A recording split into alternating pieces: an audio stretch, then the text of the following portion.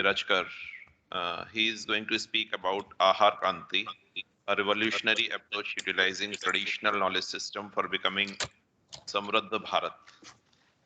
Dr. Yelloji-Rao is global Indian scientist and technocrat forum leader from USA.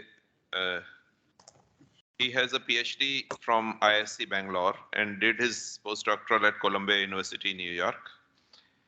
He had a career in research and development for 25 years at Global Technology Center, Colgate-Palmolive Company.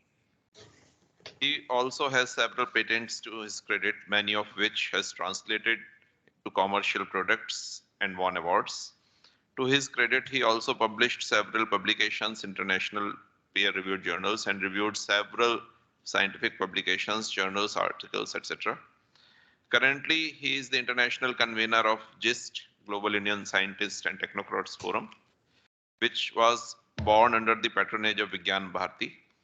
He is also serving in the Board of Governors, Hindu University of America, and Board of Trustees of Dharma Civilization Foundation, and was formerly an executive director and member of national team Hindu Swayamsevak Sangh, USA. Ahar Kranti revolutionary approach utilizing traditional knowledge system for becoming Samruddha Bharat is something that he is going to talk about today. It's always a pleasure to interact with you, Yelloji. So I'll request you to deliver your talk. Thank you. Thank you, Dr. Ruchirji. Is my voice coming clearly? Great. Yes. So right in the beginning, I would like to thank Dr. Ranjan Agarwal ji and Dr. Charulata ji for bringing me into this platform. And Ruchir ji, thanks for detailed introduction. And thank you to all the co-speakers in this session and the participants. Let me see whether I can share my screen. Screen one. Let me know whether you are able to see my screen.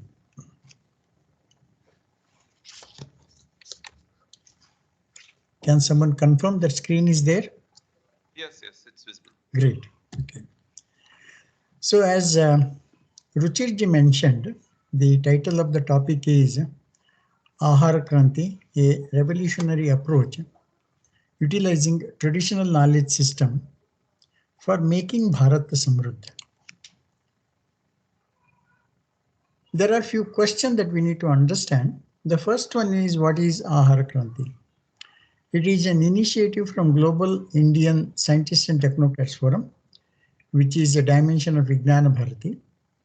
And along with many partners, this is happening. Essentially, the focus is in terms of bringing awareness in masses in Bharat about positive nutrition. And the motto is Uttama Ahar, Uttama Vichar. Another 2 months, it will be 2 years journey, which was launched by our Honorable ex-Minister Dr. Harshavardhan. Why? Today, India is facing lots of contradictions, lots of challenges, lots of uncertainties in terms of health and wellness. And what is our approach? Increase awareness about healthy nutrition. Obviously, we should have thought about the outcomes. Then only whatever we do, why we do, and how we do can make some sense. And here the outcome is making Bharat Krishi Pradhan, Ayushman Bharat, Ayurvedic Bharat, Vidwan Bharat. We strongly believe that these are the ingredients for making Bharat Samruddha. If you also agree by end of the talk, then I would have done my job of delivering this talk. Learning from history, we all are very familiar with the 2 revolutions in the past. The White Revolution, where dairy industry and the government was involved. And the one before that is Green Revolution, where agricultural industry and the government were involved. It was a need of the hour at that time.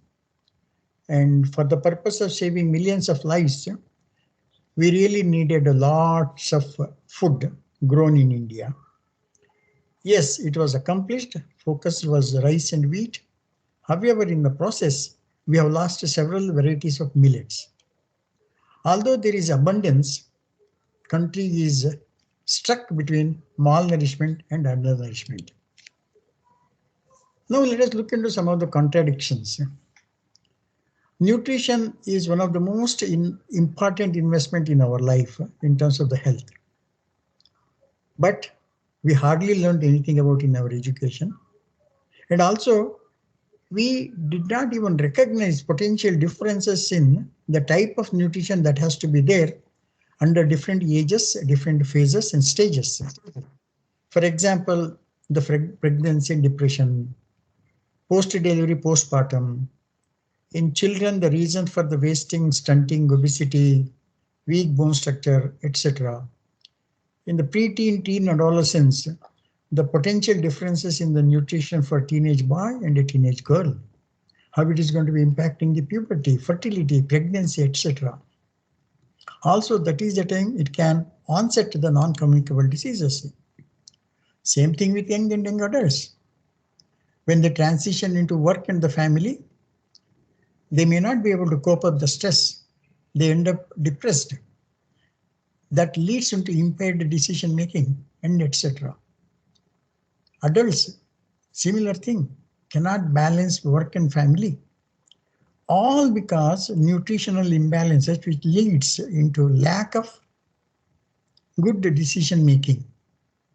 Of course, the elders also, slower metabolism, reduced activity, loss of taste, appetite, all those things contribute significantly in terms of the contradictions that we have today in Bharat. Now, on the other hand, the contradiction is about food production. First of all, we don't know what is nutrition, and we don't know what is balanced nutrition for our nourishment. So we are producing 4 times compared to what is our consumption in terms of the calories. But still there is undernourishment and there is malnourishment. One about the economic affordability, another is lack of awareness about what is nourishment. Our food production is carbohydrate centric. Although we are producing 4 times, look at the import and export data. We are importing more than what we export in terms of pulses, lentils, fruits and vegetables. All this translates into food travel across the globe. And most of the practice is organic chemical farming. When we talk about the chemical farming, we totally forget that chemicals also have to travel larger distances from manufacturing site to the fields and the lands. How come nobody talks about net neutrality on this matter? Maybe it is not recognized, or maybe it is not discussed, or there may be other reasons. Now, more serious thing in our food production is the chemicals are entering into our body through the food. Every fertilizer, chemical that we are using is coming through the food to our body. Even mother's milk is not spared. The fetus and the newly born child has nothing to do with it, but they're already getting contaminated with the chemicals through directly and indirectly. And we also know the cancer is a man-made disease. Now, what are the recent scientific findings? One, India has gone up in terms of the average lifespan to 71 years from 59 years ago, about 3 decades ago. But it comes with the package. We are inviting all the dietary risks, heart diseases, diabetes, obesity, cancer, whatnot. The other one is the gut microbiome, which impacts our life significantly. It is linked to our health, immunity, brain development, and everything. And this is also kind of directing about its role in onsetting non-communicable diseases because we are not taking care of it. Post noon, Rashmiji is going to talk a little bit more about the gut microbiome. Additionally, in the market today, you see a lot of food, ready to eat and packed food items are entering. So is soda, additives, enhancers, alternatives. All these are directly and indirectly entering into our body. And one of the very serious situation in India today is the forced delivery or the C-section. Normal health index says it should be about 5 to 7%, but in Bharat it is almost 50%. Is it attributed to mother's nutritional health, or is it a scam? Something we need to think about it. Maybe a part of it by countering malnourishment, and through awareness we may help this one. Now the food pyramid is a big story, but I just want to bring into few minor elements or the major aspects. It's not suitable for vegetarians or vegetarians. There's no mention of spices, which COVID recognized significantly. Ayurveda brings about a lot of elements, but food pyramid never reflects. Ayurveda focuses on Viruddha Ahar and also diet based on individual's prakriti, the time of the day, etc. And also there is huge differences in terms of what is to be the nutritional diet, starting from embryonic phase to end of life. This is age specific and stage specific. Now, on the other hand, what does Indian knowledge system offers? It has nuggets of pearls and wisdom in the scriptures. It encompasses a combination of yoga, physical, ahara, food, and the lifestyle. It considers the basic prakriti of the individuals, the age, phase, and stage of individuals. It addresses the food compatibility, and in many cases, although the food is not compatible, using the antidotes, one would be able to correct it. It is suitable for all kinds of people, vegetarian, Jain vegetarians, non-vegetarians. It is not only for well-being, but also it is for the treatment. Essentially, if you look into the philosophy in Indian knowledge system about the food, eat food as medicine. If not, medicine can become your food. So with that, let us take a quick look into what Indian knowledge system offers. We can talk on this matter for days, but I'm going to just pick a few examples to highlight. Now about the human brain development from prenatal stages. We know when the expecting mother is there, there will be environment fostered in such a way that she will be happy, mental well-being, physical well-being, all those things are adjusted. Now, the moment the child is born, there are some guidelines. Lalayet Panchavarshani, first 5 years, you have to pamper the child with lots of care, affection, love, unconditional. However, the next 10 years needs to be disciplined, needs to be observed, corrected, strict guidance. And the next 16 years, after 16 years, you have to treat them like intimate friends. They're almost like adults. We need to reason it out and give the rationale and like friends discuss. Now, what does the modern science says on this matter? We have very clearly taken up the brain images from the prenatal, from that is 26 weeks till about 15 years. You can see the brain that is growing. It literally takes 21 years plus for the physical growth. Very recently, Dr. Sanjay Gupta from CNN, he has written a book and there's a video about his interview where he claims that the brain cells will be growing even at the age of 70, 80, 90. Now think of the teenage situation where the brain is not grown and obviously strict guidance is required. And obviously, what we talk to them, they may not be able to comprehend because their brain is still growing. It is not attained the functional maturity.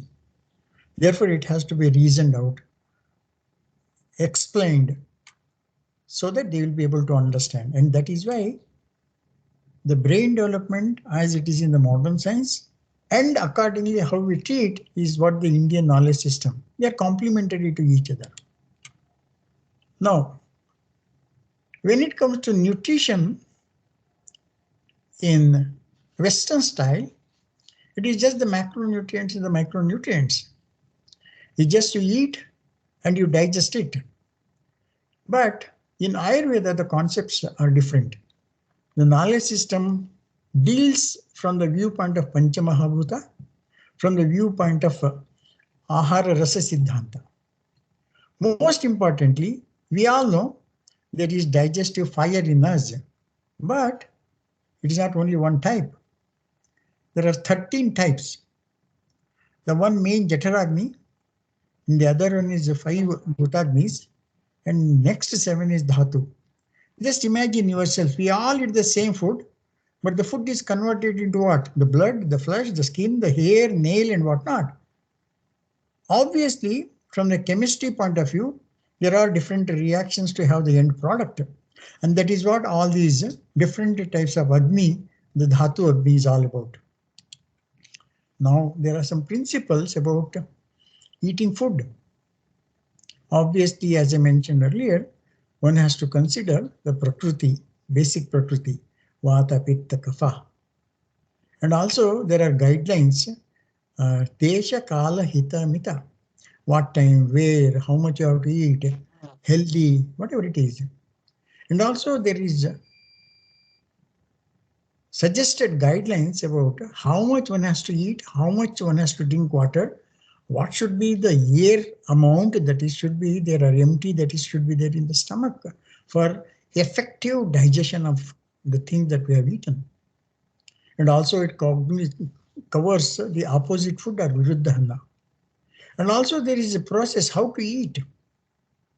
These guidelines are there. And also what it says is that all these principles, if in place, even non-nutritious food, if consumed at right quantity, does not become harmful, does not cause any ill effect. So there is diet for well-being, local seasonal varieties, eat as medicine, and eat for gut bacteria. Diet for treatments of different diseases. So what is the balanced nutrition? Addition to macro micronutrients, spices, and the elements of Ayurveda to be brought in. So what is the solution for our today's contradictions and the challenges? We have to produce a food item that fulfills our needs, combine the knowledge of Indian system, apply Ayurveda principles of food. And if you do all these things, our lifestyle will be enhanced with healthiness, with happiness and the lifespan, and thus making Bharat Atmanirbhar or Samruddha. That is where the Ahara Kranti awareness campaign is all about. Next few slides, I'll quickly give the glimpse about what is happening. Awareness is something that has to motivate and inspire. That means you have some material, technical information that is consumable for the common man. Obviously, what is that material? It has to be scholarly publications. It has to be from Ayurveda scriptures. It has to be referenced materials. And it has to be for all ages, stages, and phases, embryo to end of life.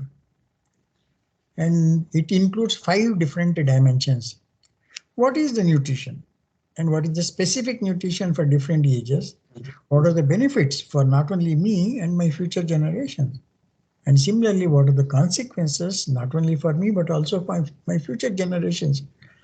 And there are critical stages where we have to make the right decision. An example is pregnancy, post-pregnancy, elders, stress-related, substance abuse-related. All those aspects will be covered. Obviously, nobody wants to sit in a class unless there are some collaterals. That also will be there. So, in short, and coming to closure, through the balanced food production in country, through organic farming, through some amount of organic farming that we can do at home, we can make Bharat Krishi Pradhan. Obviously, if we have the balanced nutrition, there is extension of life and we will be productive for longer years. If you bring in the elements of Ayurveda, the life will be not only happy, but also healthy, and you will be even more productive. That is why this approach of Ahara Kranti, which is very simple, it is an opportunity to engage everyone, results in less burden to the society and the government, and the whole society can become more productive so that Bharat could become Samruddha. That is a step towards Bharat becoming Vishwaguru. What is our implementation pathway? Simple. Through the teachers, educate the students in such a way that the students will take the message to their families, and through families, the message will percolate to society. Those families which does not have children, they will be reached by the volunteers, different organizations, foundations, institutions, and whatnot, reaching both urban and rural areas so as to reach all 140 crores in India. How do we reach? We partner with the different organizations. We have this Train the Trainer program, train at the national level, state level, district level, taluka level, clusters of villages, ultimately reach village and the student. While doing that, also join hands with other NGOs and other organizations so that our goal is to reach 140 crore. While this is happening, some additional developments also has to happen. We need to have some science-based, evidence-based, for which we need to have conferences, symposiums, and the events like that. The research organizations, national departments, academic institutions, ministries, all can be party to it, so that the right decisions, the right policies could be made through the ministries and the government. And thus, you can have the budget and infrastructure created for this. So currently we are working with many universities, many dimensions within Vijnana Bharati, NGOs, midday meal scheme, ministries, research organizations, and others as well. The list is even longer, and we are also working with under MOU with some institutions. We have several MOUs in progress, and we are also working even without MOU with other Vijnana Bharati dimensions. So this is the reason why we feel Ahara Kranti, which is a national level awareness campaign, in addition to including many other things, but focusing on Indian traditional knowledge system, which will become Bharat Ayurvedic. Through that, we can make Bharat Atmanirbhar and Samruddha. We welcome everyone to join. Your suggestions, we appreciate. Your partnership, we like it. You want to collaborate with us, we will welcome it. So this is the take-home message. We all know this, that we spend trillions of dollars to cure diseases when the prevention of those diseases can be as simple as a change of diet. Incorporating principles of Ayurveda makes it even better. And that is the end